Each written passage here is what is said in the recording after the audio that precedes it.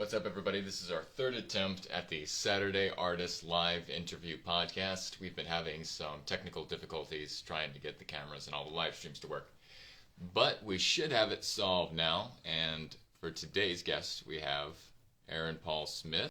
Well, hopefully, we got everything fixed and figured out.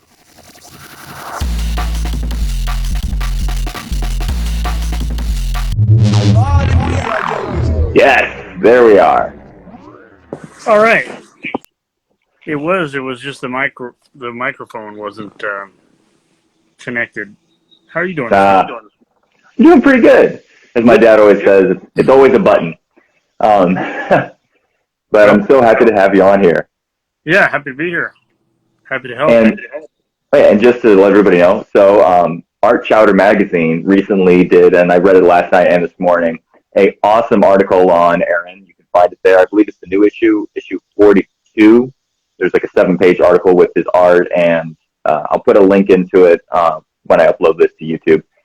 But it's really great. And one thing that really fascinated me, and I kind of want to just jump into it, I didn't know that you had read the Tao Te Ching. So, like, how did that, like, influence your work? Man, you're good at this. You ask the right questions. I try. That was the question that would that mattered a lot right there. Well, when I was young, a lot of people are raised by single parents now. But when I was young, 14, 15, I think I had some struggles. My mom, she was always away. She worked a very stressful graveyard shift at a hospital. And, so I didn't see her much. I didn't have a lot of social skills. I ended up moving out when I was 16 years old, and I had some struggles with kind of like, I don't think I was ever actually on the street, but at that age, they have special places that will let young people in. Like they had VOA's Crosswalk, and I don't know if you're aware of that place. Probably not, huh? Well, they have special places for young people that are troubled youth to be able to stay at. And I was just working graveyard shift at like Denny's and stuff, and wherever I could find that would let me do dishes. I had kind of a hard youth at that time, but I wasn't stupid. I wasn't getting into drugs or anything. And I was in a thrift store, and I picked up that Tao Te Ching, among other books that I was reading, because I was where I was getting, I didn't know how to do anything. Mm-hmm. Like for example, when I tell you I didn't know how to do anything, I didn't know how to get a job. People would say, well, you get a job. Well, how do you get a job? Well, you go fill out an application. Oh, well, where do I get an application? Well, you just walk in and ask them. Oh, and then what? I mean, that's how naive I was to just basic anything. I just came from school, from high school. I was a high school dropout, so I didn't know anything. And so I was getting my education through books, which I continue to do. I mean, you can see I've got I'm always reading. But the one book that sort of resonated with me was the Tao Te Ching, and it's the book that explains that it spells out some paradoxical things about life. The other day I happened to catch you on film. You were saying something on Instagram about how when you're looking to find your happiness, you looked at what you did when you were a kid. You remember posting that, right? Oh, yeah. Well, it's true. It's spelled out in the Tao Te Ching. It says that the the greatest wisdom seems childlike.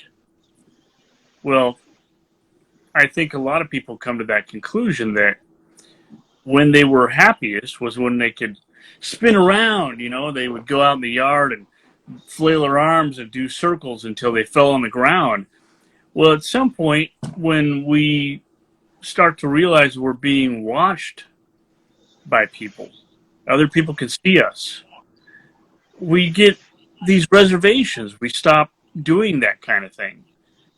And, that's when adulthood takes hold and we lose some of that happiness. Well, that's the kind of thing that the Tao Te Ching talks about. I recommend you pick it up. Seems like the kind of thing that would resonate with you as well. So yeah, that started my whole thing, and then I would read other books about Taoism, and oftentimes they would mention these people making these slow, deliberate motions, these Taoists that would make these slow, deliberate motions. Well, they were talking about Tai Chi. And so I looked for a Tai Chi teacher because I thought there was some connection between the two things. And I found one. His name was Jing, and he actually had a place down here that ended during the pandemic called the Chinese Culture House. I talk with my hands. You can't see my hands. I've got one holding the phone, so I can't, talk with my hands. Well, anyway, I met him before he opened that, and we used to go to parks and things, and I would learn from him there. And it was a while before I met anyone besides him that did Tai Chi. There's not, I did it for about 10 years. And there is a connection, I guess, there between Tai Chi and Taoism. Taoism talks a lot about how there'll be no recognition of what is beautiful unless first you recognize what is ugly. Mm. You could not know light or be aware of light if there wasn't any darkness.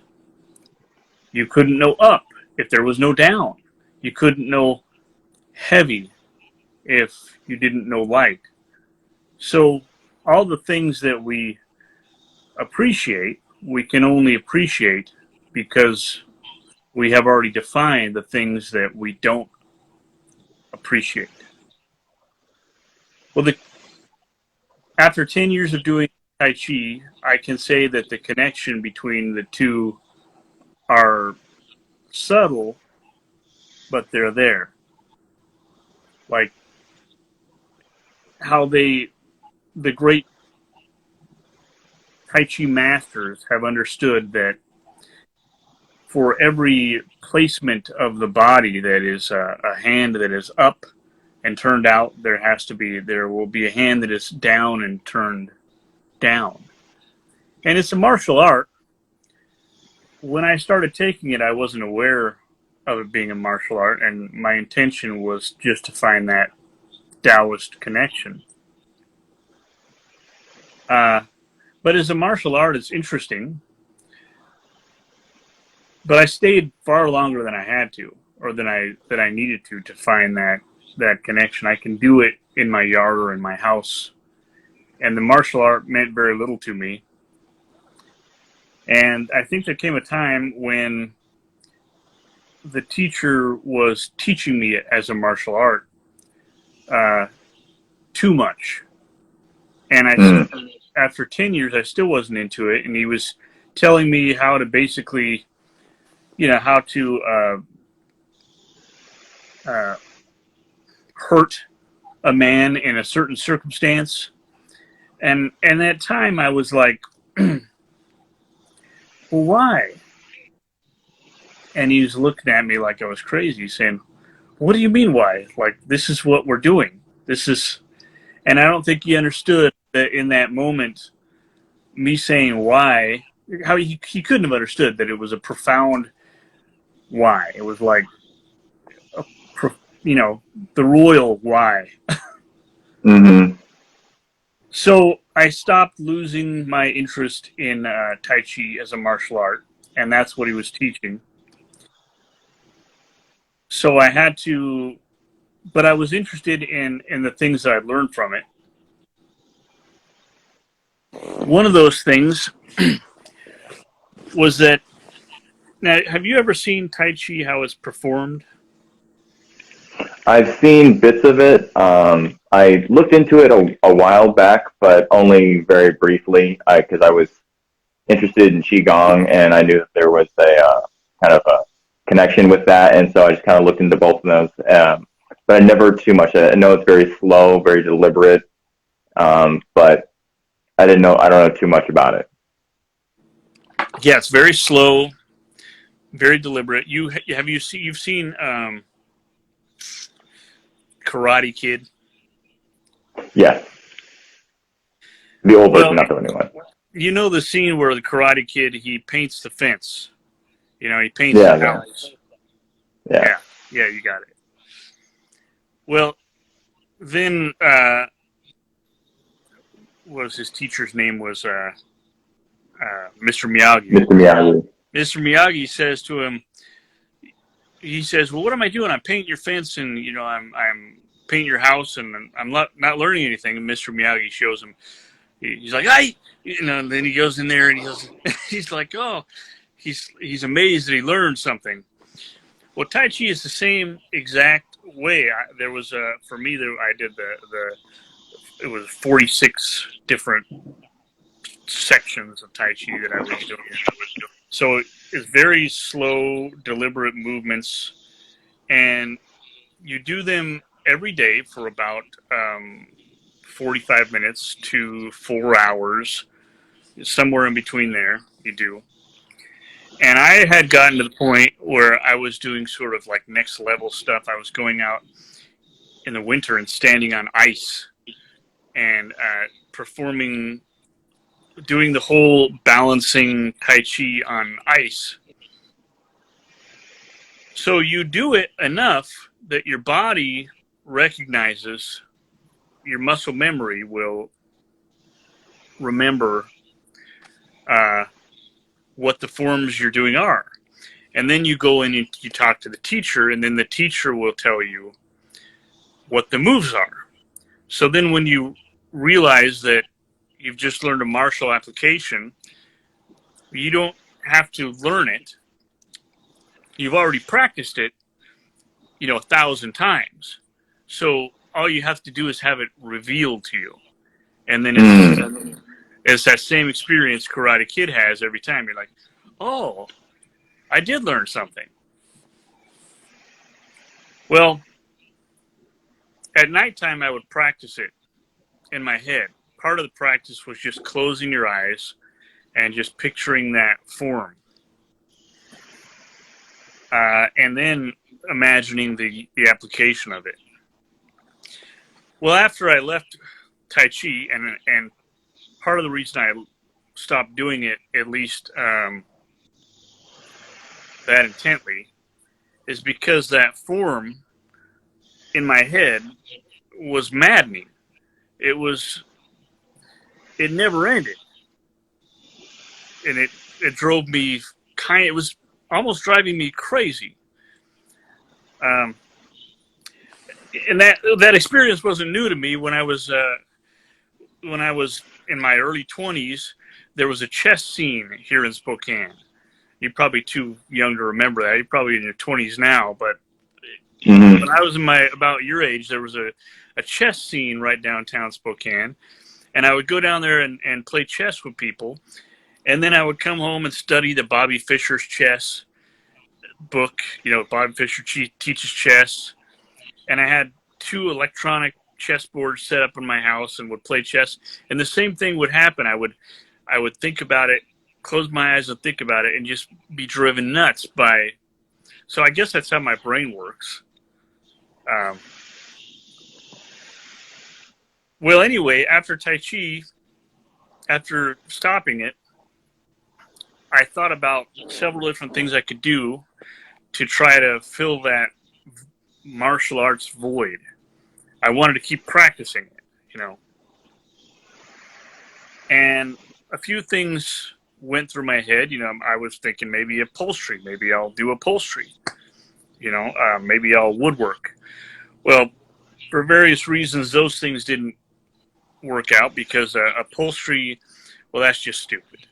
I mean, unless you happen to be an upholsterer, and what I meant was that upholstery wasn't for me. Mm-hmm. At least I considered it.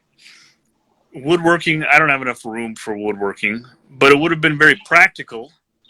I have, I envy those who can do it, and especially if you can build a house from the ground up. Right. But what I did do was when I was a kid, I was pretty good with a sketchbook. You know, I'd drawn our cat that we had, and it was like pretty spot on. And I'd drawn a few other things that were pretty good. So I remember getting some joy out of that, some childlike pleasure. I mean, it brought me some pleasure as a child. So I picked up a sketchbook and started that, and I figured, okay, this is good. I'm going to try to achieve some level of mastery in this. You know, this is going to be my new Tai Chi, my new Kung Fu supplement, or whatever the word is. It's going to replace it. And so what I was going to do was oil paint. Well, I'd never oil painted before. Didn't know where to start. So I bought a cheap oil paint set and started oil painting. And I was just drawing with the paints. You know, I didn't know what I was doing. And my first picture was terrible. I mean, terrible. But I could see the difference between my painting and the great masters. So obviously, this is a useful product, oil paint. So I thought I would get it figured out. And the first thing I did was look for a teacher. Well, with Tai Chi, I had some luck. I found a teacher that was from China and, was a master of the martial art. Well, I found Barry Blackerby in Spokane Art Supply. I think he's there now. I think he's still teaching. He was teaching a free class, and he's a very good teacher. But because he's teaching a free class, I think people don't see him as a good teacher. I think that's how it's going. They don't think he knows as much as he knows. But I went in and there was a good group, a group of about a dozen people there that were kind of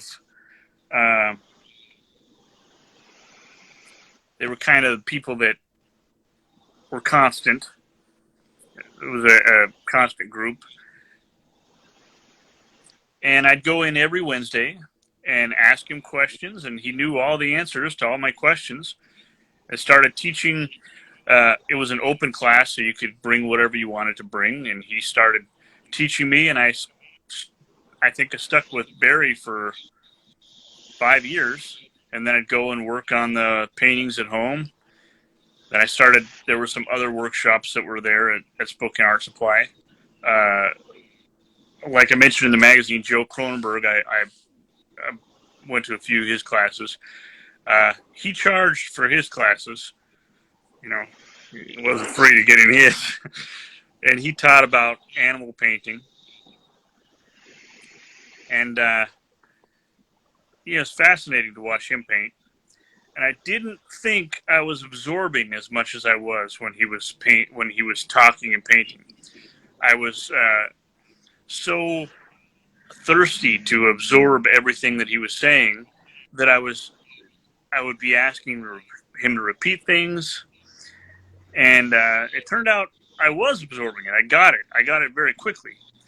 In fact, everything that I've been taught or read about painting, I absorbed very quickly.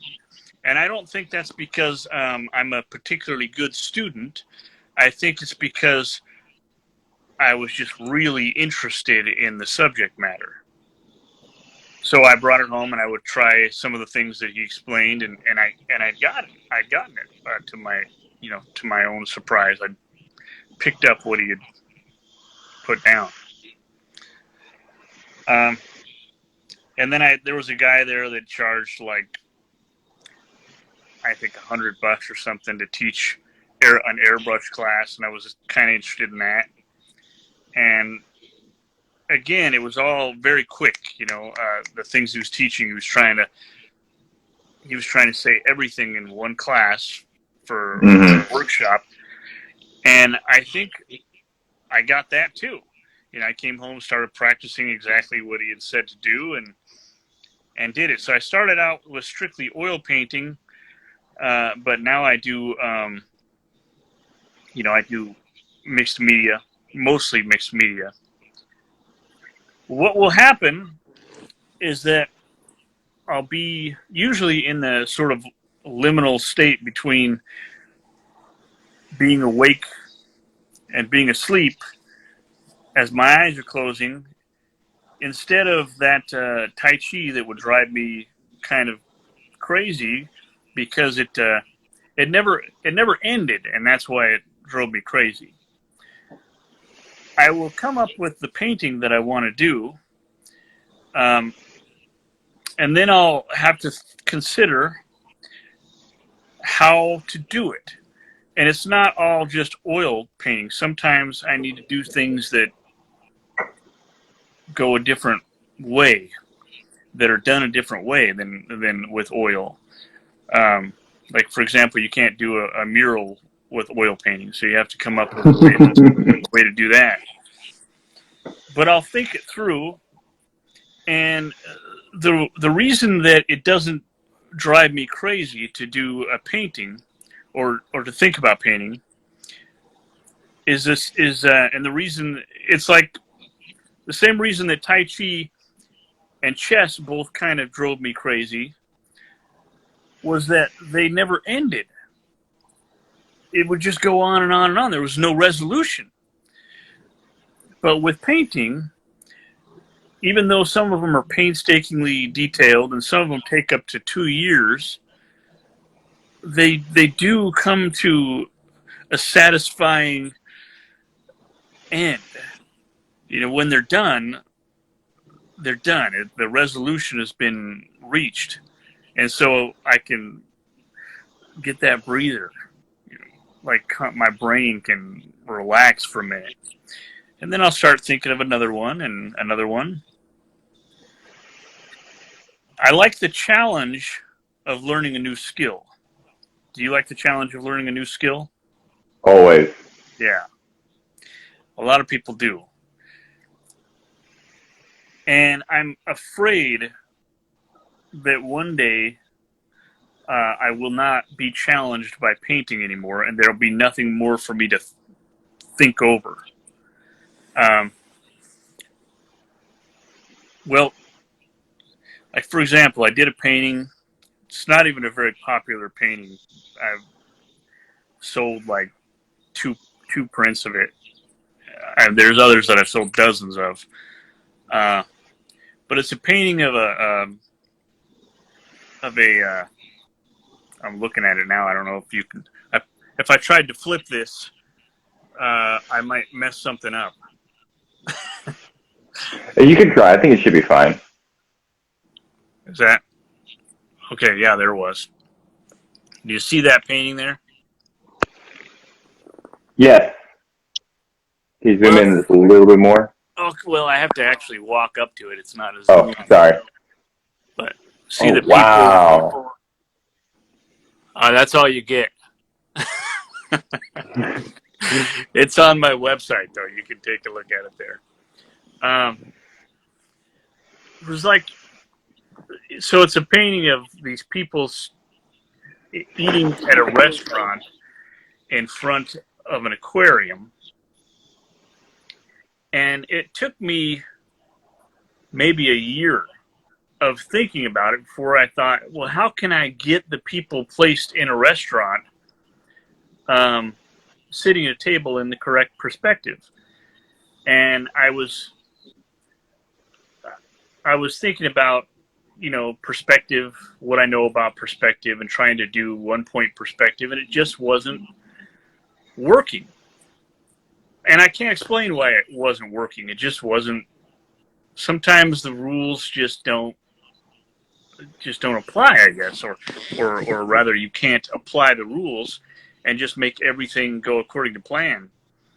But I asked Barry, and Barry said, well, just kind of put them in there, and you know how to do it. And I was like, I do? So then I just kind of drew them in there, and I guess it ended up working. But for like a year, I was stuck on that. That doesn't go well with the story I was telling you. The point I was making was that it is the puzzle that I like, that keeps me going. It's the trying to figure out how to do it. And that's exactly the reason why my paintings are so detailed and why they get more complicated every time. It's because they're not interesting to me if they're simple. Yeah, I have to keep them. Now, what I would tell you, or anyone who wants to paint, first of all, I couldn't tell you how to handle the business aspects. I'm looking for that myself. I never got into this to do business. That just kind of comes with the territory. When you have paintings adding up all over your house, and you have people saying to you, well, you should sell those.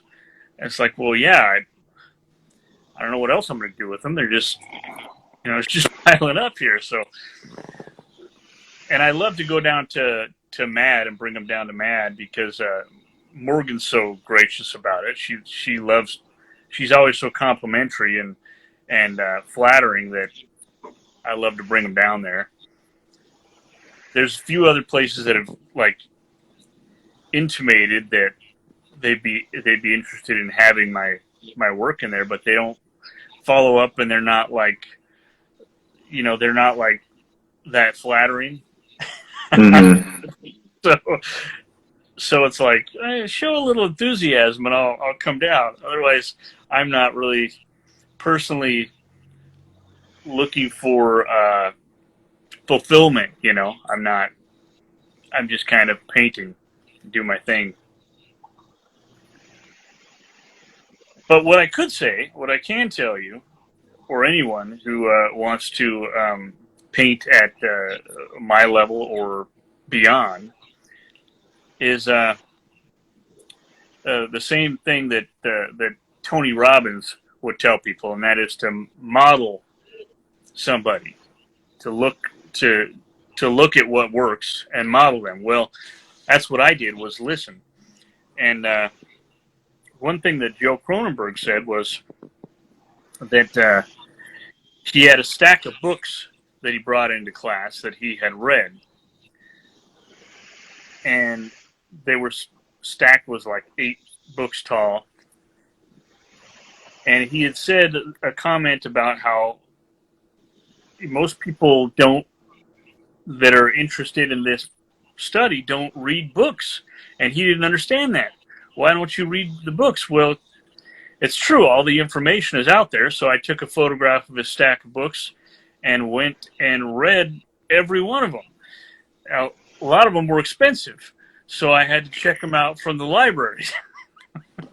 I love the library. I didn't want to buy $200 books. There was one called An Artist Teaches by David LaFell.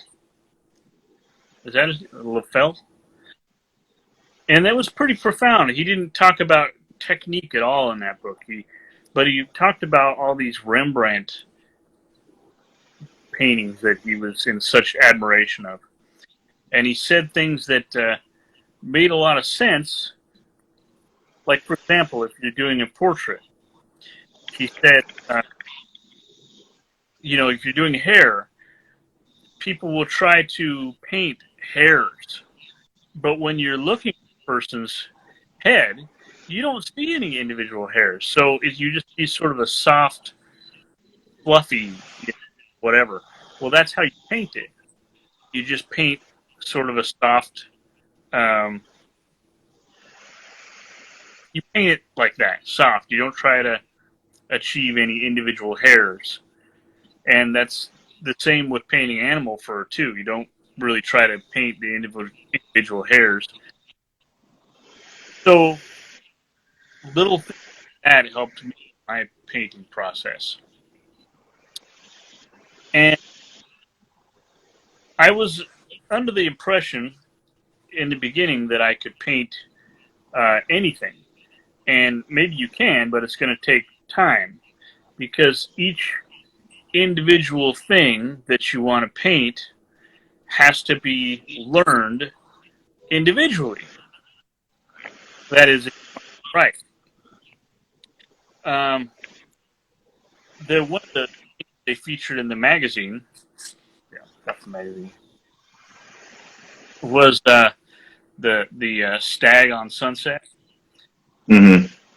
There was some basalt in that painting. I didn't know how to paint basalt. I just didn't know how to do it. So, I've never been hesitant to dedicate to my craft time and, unfortunately, money. Whenever, I will take and I'll buy a brush that is an expensive brush just because one painting requires it. Or I'll spend as much time as I need learning a particular thing. I needed to know how to paint basalt, for example. So I went up there on Sunset Road, and they have an actual road up there called Basalt Road. So, as you can imagine, that's where you find basalt. And I was up there sketching it, and some lady, she had a horse, ranch there. Mm-hmm. And here I am, I'm up there, my car's parked by the side of the road, and I'm up there painting, or not painting, but just drawing, pencil drawings of this basalt. And, if I was looking up at it, it was kind of almost like a rounded, because of, just the perspective of looking up at this tall basalt was everything. Like, if you're looking up at a building, even if it's a flat building, if you're standing right up on it, you'll notice that it tends to take a curvature, like a fisheye. Have you ever observed that? I had never noticed that before. Now I'm going to have to look out for that. But yeah, it is one of those things that... let me finish the story, and then I'll... So I was just sitting there, and she said, well, why is your car parked there? It's on the side of the road. And I said, well, where else would you have me park it? There was no other parking places. We're yelling, we're yelling. She says, what are you doing up there? I said, I'm studying the basalt, which didn't make any sense to her. So she's just like, what? I said, well, I'm a painter. I want to learn how to paint this. And she's just like, Oh my gosh. But I'm used to it because the same thing used to happen with Tai Chi. I didn't have anywhere to do it, so I'd do it in a public park, and people would sometimes walk up to me while I was doing it. So that's what it takes sometimes to learn what. Like, there's some things I still struggle with that I still can't figure out how to paint. Like, I can't quite figure out how to paint the way light comes through leaves on a tree. It lights up some leaves, leaves some dark, and so that's just something that I mull over, and maybe in the next couple of years you'll see I'll have done a painting that has that in it. If I do that, it will have been the result of a lot of thinking, but it won't show on canvas. You won't know that. Just like it says in the Tao Te Ching, the greatest art seems artless. That's a good one. Have you ever noticed that if someone does some art that is very realistic, people look at it for the least amount of time? Yeah, I've noticed that. That's why I don't do realism. I've done it in a couple of things because it's necessary, but I step it back so that I guess the way I feel about that realism is that it demonstrates that the painter was a heck of a craftsman, but it doesn't have any appeal. Yeah. People want their paintings to look like paintings, I think. It doesn't make, I don't know how to explain it any better than that. Well, I feel maybe it's the since people are so used to seeing real life anyways, when they see it in the paintings, it's like, oh, that's just kind of normal. When there's something that's off about it or something that makes it look more maybe overly saturated color or just using different colors instead of the real ones, people are like, wow, that's so incredible. It's interesting to spend like forever looking at it. And then there's like a Chuck Close type painting. People kind of look at it like, oh, that's cool. And then just walk right by it in the museum. Because like, yeah, it's hyper realism, but we got photographs now. Yeah, and we have hyper realism everywhere. Yeah. I agree with you. So, I think I saw a meme one time. It was talking about reality. Saying the graphics are great. Yeah.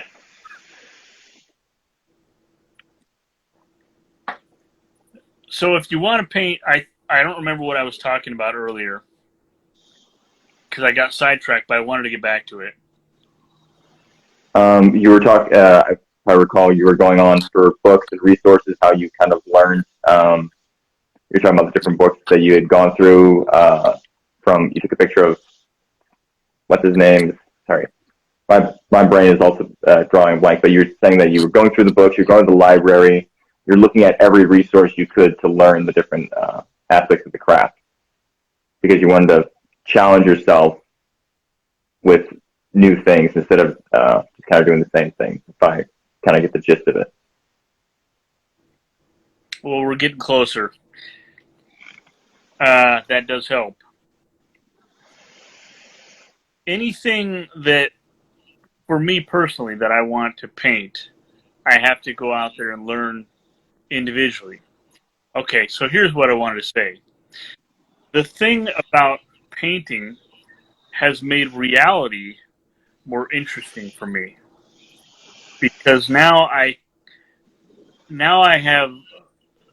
Well, at first it started out as a painting thing. I connected with things that I hadn't noticed before, trees and rocks, perspective on roads. things that are around us all the time, like telephone poles and wires that will recede to uh, the horizon and to the focal point on the horizon. That stuff's around us everywhere, all the time. I mean, the painting is right there, or the picture drawing is right there in front of us in reality. There's a gradient on bushes, for example. On the brightest point of the bush, you might notice, well, I might notice, and probably you now, will notice that on the brightest point, it's almost colorless, almost white.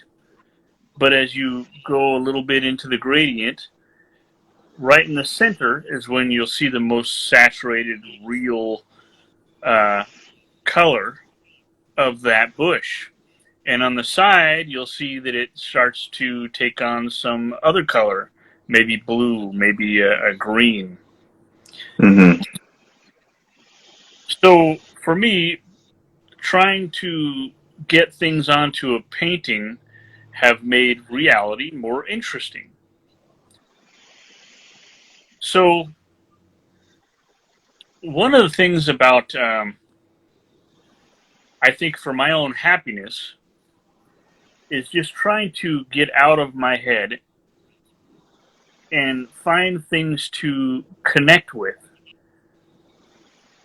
in the real world that are outside of my head and cultivate that. For me, the thing that I find just most intensely beautiful in the world are clouds and sunsets. And so I try to cultivate that. And when I say cultivate that, I just mean look at it and take a deliberate chance to enjoy it whenever I can. Now, as a bus driver, that's not hard to do because I see a lot of them. And occasionally I have to make sure I'm still driving the bus because I'll just kind of, otherwise I'll crash the darn thing. I don't know if that is the key to happiness, but I think it certainly plays a part of it. And that is just finding things in the world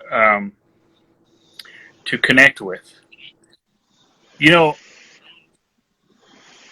don't know why I'm going to tell you this story. I don't know if it has to do with anything. But I knew a guy who was about 50. And that seems reasonably young to me, and I'd gone out to a bar with him a couple times, and he would say things like, "Oh yeah, I used to go out to bars." I was like, "Well, what? Why don't you go out anymore?" I don't understand that. He owned a mansion, and his parents owned an additional mansion, and he owned 3 or 4 properties in Browns Edition. I liked him. But he was unhappy. He was depressed all the time. And he had, in his mansion, he had a little, huge room. I mean, the room that he had in there was a huge, elaborately decorated room, cherry wood everywhere, big fireplace in it. But what he had in there was a little desk that was like messy, papers all over it, and garbage on the floor. That's all that was in the room. And sometimes he would go in there, and he had a TV set up in there. Sometimes he would go in there and play some video games, and every time I talked to him, he was depressed. And I would say, "How can you be depressed? You have this huge." You live in a mansion. You own properties. Your life is great. And eventually he drank himself to death. He died. And it wasn't later till I was thinking about the topic I'm telling you now, that I understood he could not get out of his head. He could not connect and find anything of value in the world around him. But I do. I find the world around me to be interesting. I had another guy just recently. I put up an Etsy account. Haven't made a sale on there yet. Like I said, I'm not real business savvy.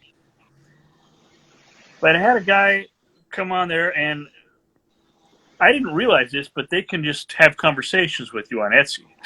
So, Oh, I didn't know that. apparently so.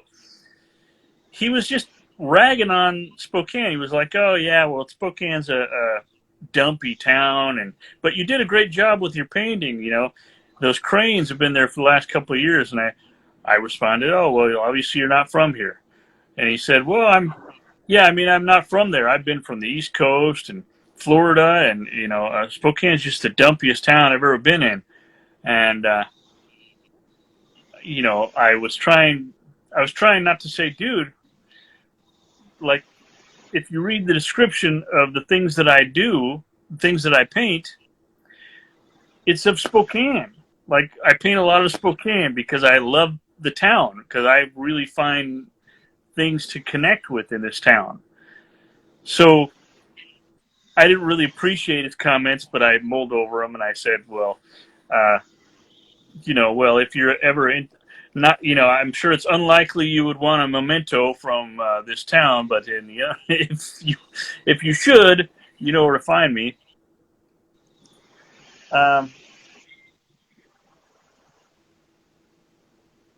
guess it's just, does it come down to, is what I'm saying come down simply to the glass being half full or half empty? Is it about seeing life with rose-colored glasses? Maybe it is. Maybe it's that simple. Connecting with things. But wouldn't you say that maybe that's more of taking the rose-colored glasses off? Because as you're saying with that guy, he only saw it through the perspective of it being a dumpy town, whereas you were able to appreciate the things in reality. So maybe it's kind of almost a reverse of having on rosy glasses, because you're not just stuck with the one negative perspective. You're able to appreciate the positive and the negative and appreciate it for what it is rather than what you think it is. Like you're saying, you're not being stuck in your own head. You're connecting with things in the real world. That's right. That's right. Connecting with things outside of your head, yeah. Clouds and... Have you heard of the concept of flow? I think there's a guy that wrote a book about it. You're talking about the flow state? Yeah. I have passing knowledge of it. Well, it doesn't. I mean, it's not a concept that like painting, where there's a lot of, you have to study it to get the further depth. It just means that there are certain things that you can do, like painting or whatever someone's hobby happens to be, that create that flow, that actual zoned out kind of. You get into a sort of a state of zen from certain things.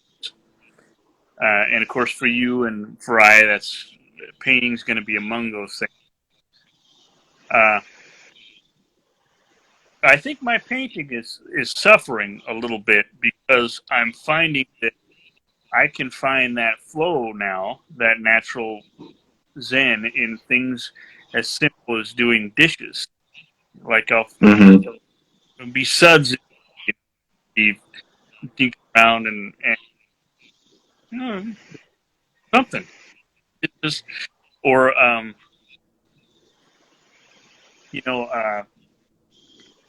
vacuuming. Like if you ever turn the vacuum on and you start vacuuming, no one ever vacuums just part. of anything. Like, it's the most important thing that you can do when you're doing it. You have to get to every corner, and there's something about that has a lot of value in it. And it gives you that kind of almost single pointedness, like meditation, where you're just focused on the one thing. You're not thinking about the future or the past. You're just doing the one task, and you're just allowing yourself to be immersed in the now, rather than having to be distracted by a billion different things. So you just got to clean this part of the floor, get to the next part of the floor, then get to the next part. That's correct. That's right. That's what I'm trying to say.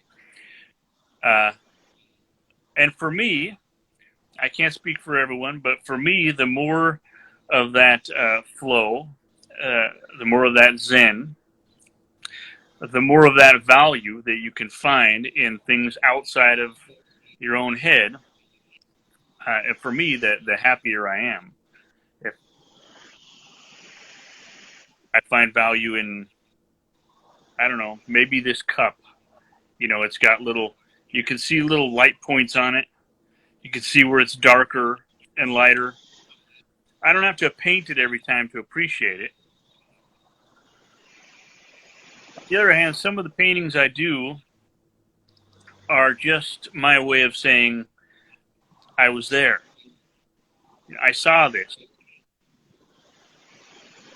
How do you know that I was in Riverfront Park and walked across the bridge and saw those cranes that the guy thought were so dumpy in reality? Because I showed you, I painted that. I mean, that was, that's why I did that. Now, kind of shifting a little bit, I noticed that you also do lots of fantasy painting. So, or I wouldn't say lots, you have a good selection of, different genres that you do. But so for when you do your fantasy stuff, are you going into kind of like your own mental reality? And is it kind of like an exploration of that, like your own visualization of what it looks like? Or are you drawing from like real life and just putting the elements together?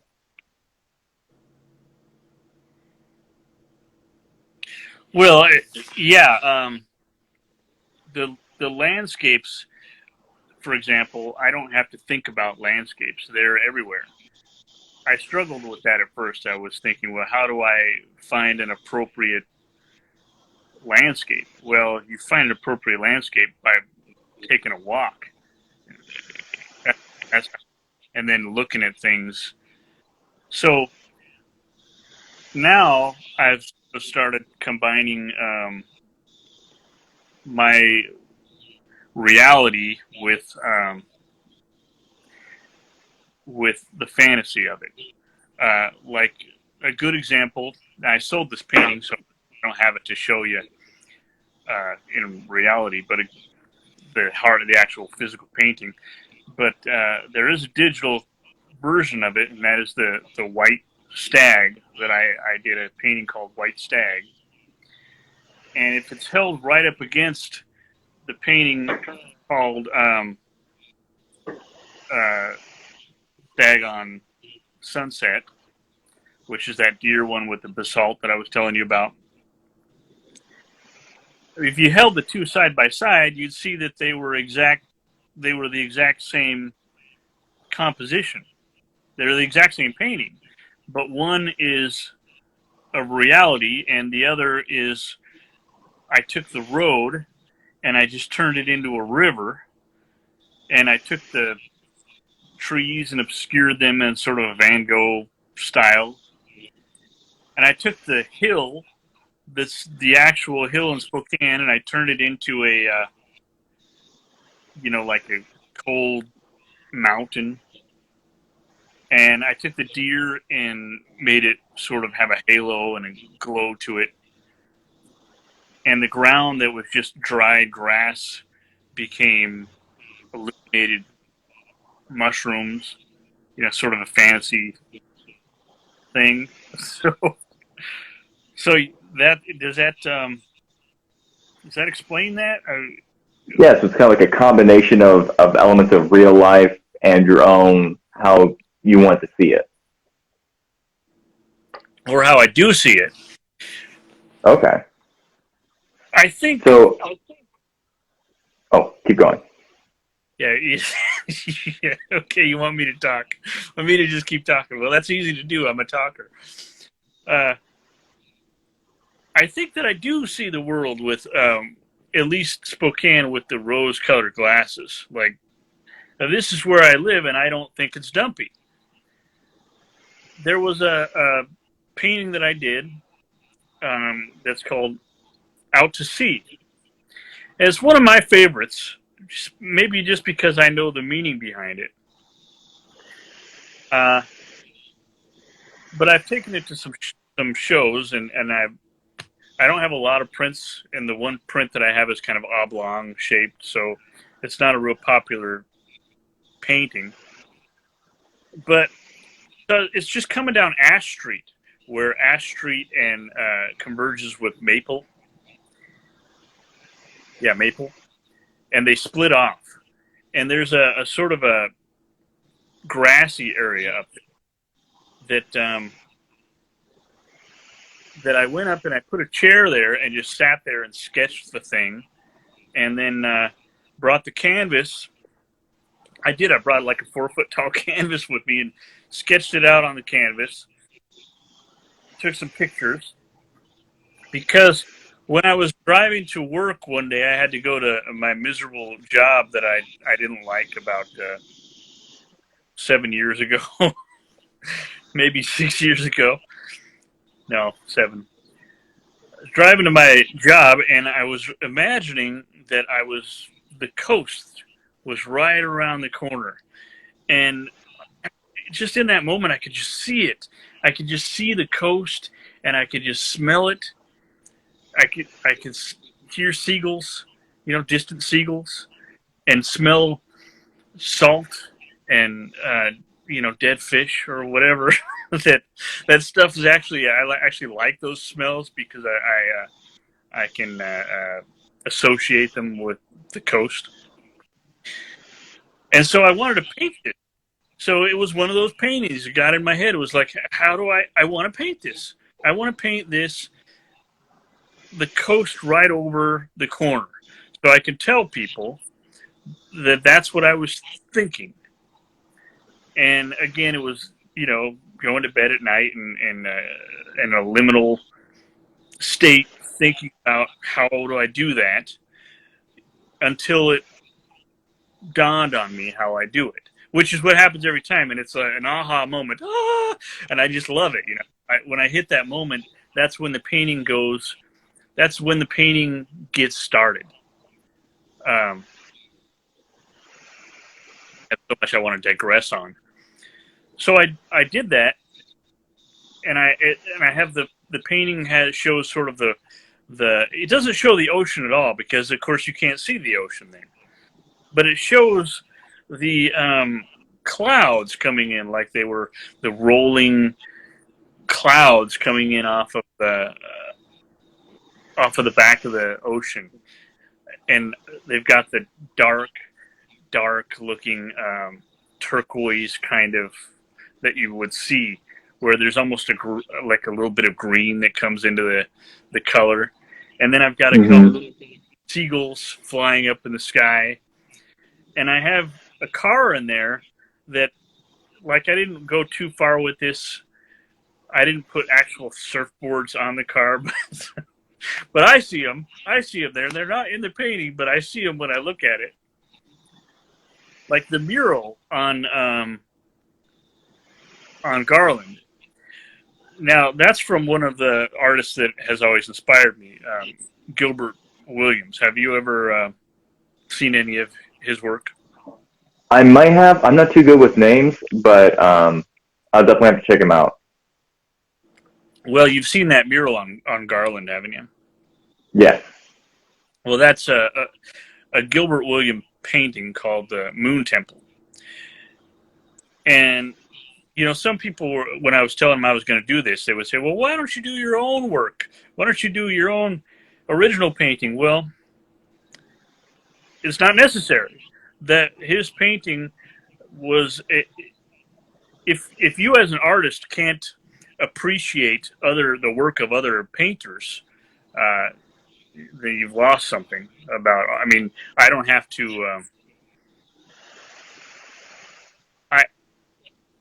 I want to be able to like art from other people, and in order to make the statement that I wanted to make, his painting already did it, so I didn't have to come up with something new.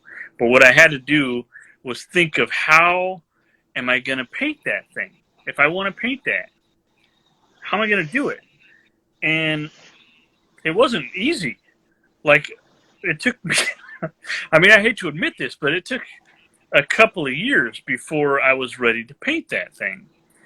But when I was ready to paint it, man, I was ready to paint it. It had to go up, and because it was all there now. I knew the colors, I knew the how, I knew what I was going to paint first, what the process was going to be, and so it went up. You know, it didn't take 40 hours. That's what the process of painting it took. It took like a couple of years to figure it out, and I had to talk to Gilbert Williams himself, which was hard to do because he's an old guy. He's retired. You know, he doesn't. You know, I don't think he's particularly interested in me. So, but he was willing to talk to me, and he told me his technique, which I will not break down here because it took me a long time to figure it out. I had to deconstruct, reverse engineer several of his paintings that ended up in thrift stores before I could get to the point where I could actually do his like halo effect.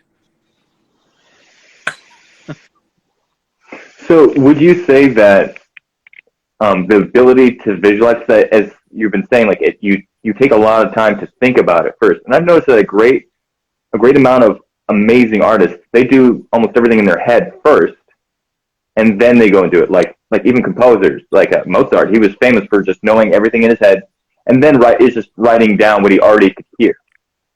So would you say that you always had this ability, or was it something that you developed over time, like a skill, the ability to kind of visualize in your head? Well, it developed with Tai Chi. Before that, it was just a hodgepodge and a mishmash of random stuff.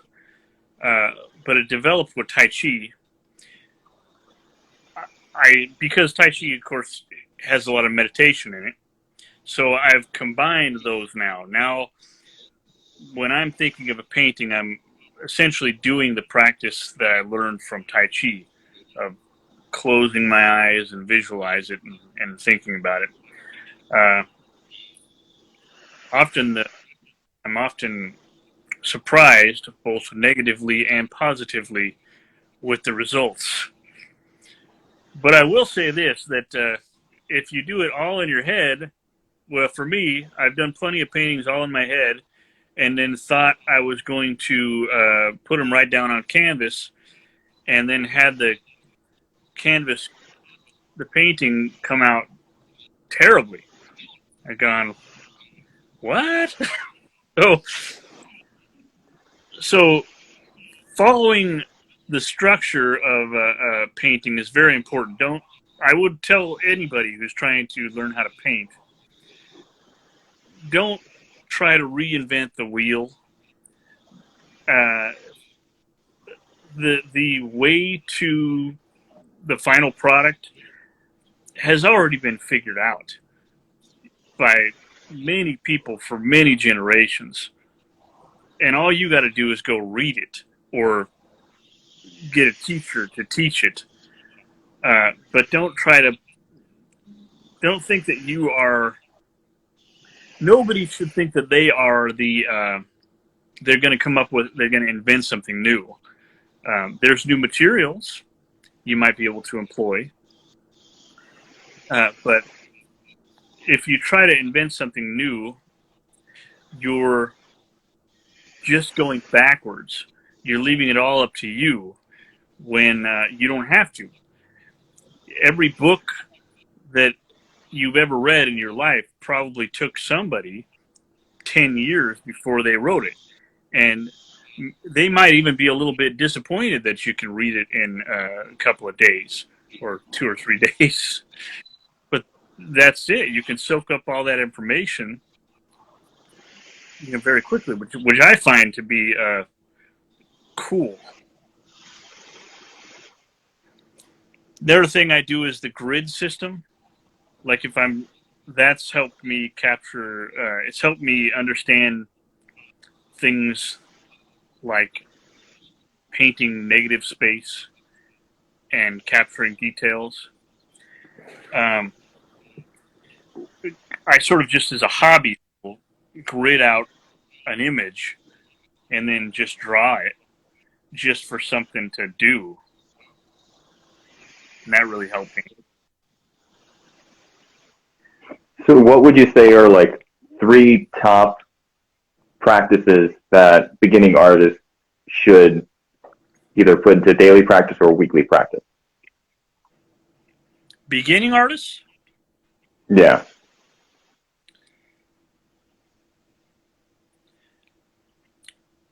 The journey of 1,000 miles begins with the first step. So if you want to get good, you want to become a good painter,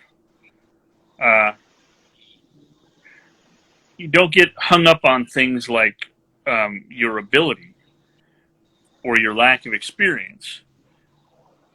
Take the first step, which will lead to the second step, which will lead to the 1,000th step. And the 1,000th step will look very different to you than the first step, I guarantee it.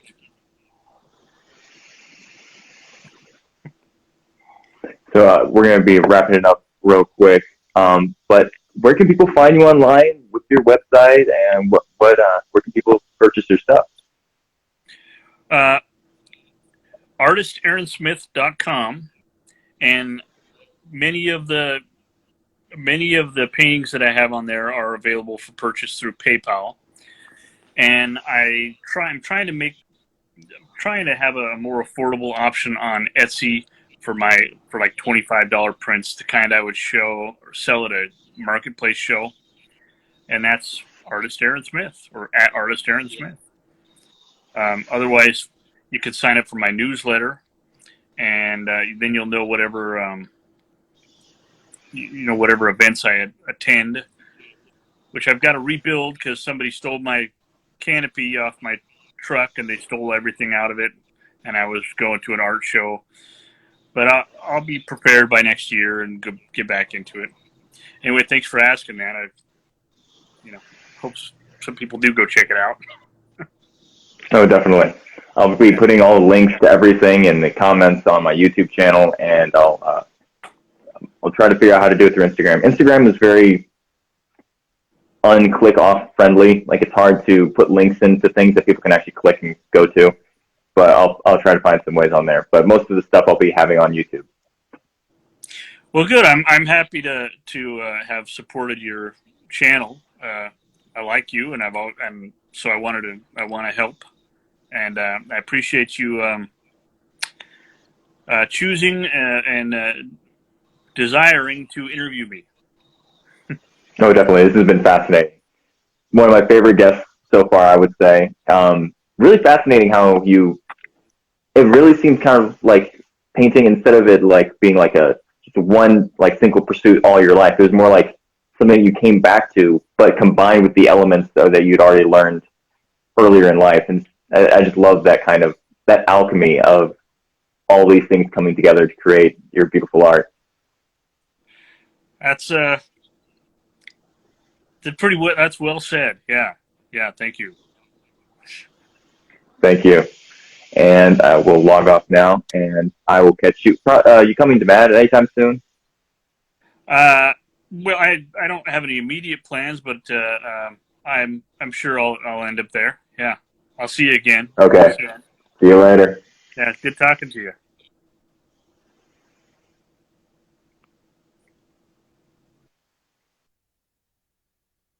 was awesome talking to Aaron today. Definitely go check out his website, his Etsy.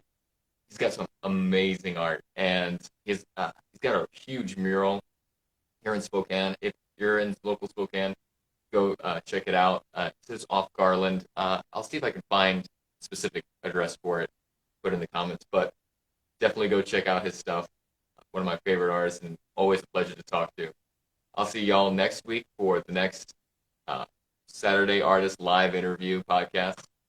And hope y'all have a great day.